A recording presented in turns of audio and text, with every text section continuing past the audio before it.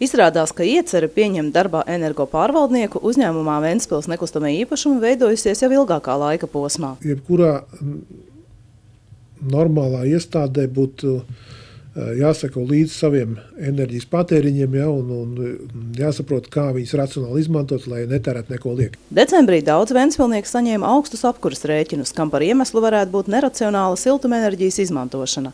Tieši tad arī tika pieņemts izšķirošais lēmums. Energopārvaldnieks ir nepieciešams. Renovējot ēkas, ārējā siltuma noplūde praktiski tiek likvidēta. Atliek vien sabalansēt pārējās sistēmas. Energopārvaldnieks ir tas, kurš tad faktiski, kura uzdevums ir sekot gan apkalpošanas organizācijas darbam, gan arī izvērtēt to konkrēto sūdzību vai to konkrēto vajadzību. Gan pēc siltināšanas, kad ir jāsabalansē, viņam, protams, ir jāiet pa dzīvokļiem, jāveic temperatūra mērījumi, jāapkopo, jāizveido kopējā aina, lai mēs redzam, kāda tā siltuma bilance tur ir. Vai visiem ir daudz maz vienādi, vai ir kaut kas vēl darāms. Izskatot katru konkrēto sūdzību, energopārvaldnieks izvērtēs, vai problēma ir šai konkrētajā dzīvoklī, stāvvadā vai visā ēkā.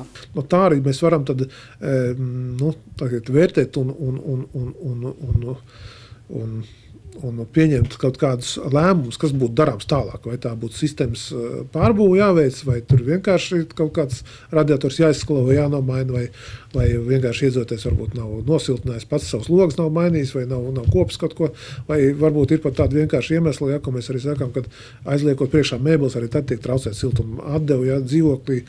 Vienkārši jāizvērtē katrā konkrētā gadījumā, kas pa lietu ir. Un pat cik meistari mums tomēr uz katru meistari diezgan liels mājas skaits, viņi vienkārši fiziski to nevar izdarīt.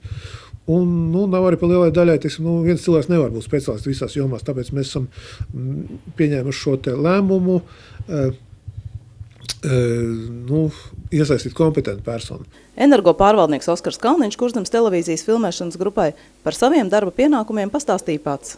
Manos tiešajos darba pienākumos ietilpst veikt siltumenerģijas kontroli, analizēt viņu. Šis ir tas standarta siltuma mezgls, kāds atrodas jebkurā dzīvojamā mājā. Energopārvaldnieks ir apņēmies katra nama siltuma mezglu apsekot vismaz 2 reizes mēnesī. Te ir redzami visi mājas parametri, un pēc viņiem jau var analizēt un prognozēt siltuma patēriņu par mēnesi. Un ja ir kaut kādas tehniskas problēmas, kaut kas izgājis no ierindas, tad tās jānovērš, protams, kopā ar apkalpojošu organizāciju. Šis ir saucamais tas vadības bloks, kas ir savienots ar ārgaisa temperatūras sensoru, kurš atrodas ziemeļu pusē. Un te mēs iestatām tos siltumnesēju parametrus, kas tieši aiziet uz ēku. Dotajā brīdī pie ārgaisa temperatūras -4 renovētai mājai ir 40 grādi. Ja mēs pieņemam, ka tā temperatūrai viņai jābūt amplitūdā no 18 līdz 20, un ja ar šo temperatūru to var nodrošināt, tad tas ir ok. Šī māja manā skatījumā ir pareizi ieregulēta, nav pārkurināta, sūdzība nav. Tā tad ir rezultāts. Ja ir sūdzības, ka dzīvokļos par karstu, tad pilnīgi loģiski, ka iedzīvotāji tādēļ nevēlas maksāt lielākus apkuras rēķinus. Mēs sāksim ar to, ka izies pa dzīvokļiem, nofiksēs dzīvokļos temperatūru, un ja tiks konstatēt, ka tik tiešām ir māja pārkurināta un iedzīvotājs saka, ka ir pa karstu, tad mēs veiksim te regulācijas darbus un līdz ar to samazinās to siltuma patēriņu.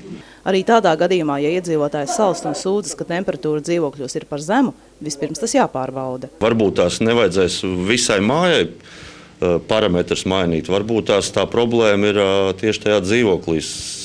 Silda elementi vai logi nav nosiltināti vai daudz un dažādi var būt. Tā ir mans darbības lauciņš, kad es mēģinu ar to pašu stāvot balansēšanu, var palīdzēt, ka gala dzīvokļiem pados vairāk un vidējos dzīvokļus piegriezīs attiecīgi.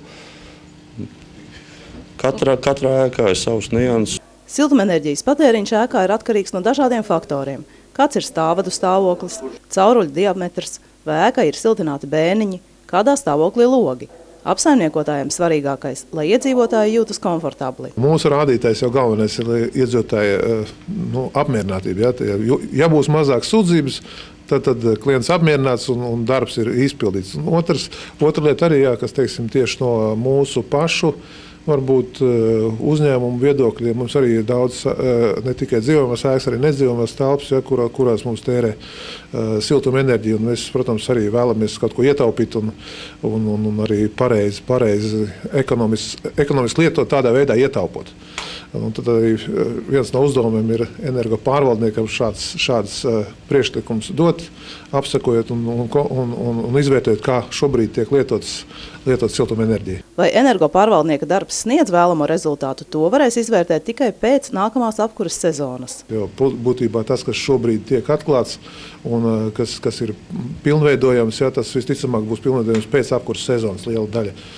Jā, protams, ir jāuzlabo arī apkalpojušu uzņēmumu darbs, tas ir jākontrolē, arī regulācijas, domāju, ka mums normalizēsies, būs arī nebūs pārkurināti dzīvokļi, un galvenais, lai mēs varam saprast, kurā vietā ir par augstu, kur ir par karstu un ko tur vajag darīt. Protams, jāturpina dzīvojamā mājas siltināšana, jo tieši tās laikā stāvvadi tiek aprīkoti ar balansēšanas vārstiem, lai būtu iespēja balansēt un regulēt siltuma padevi. Solvita Demantiņš, Žodziņš, Kurzemes televīzija.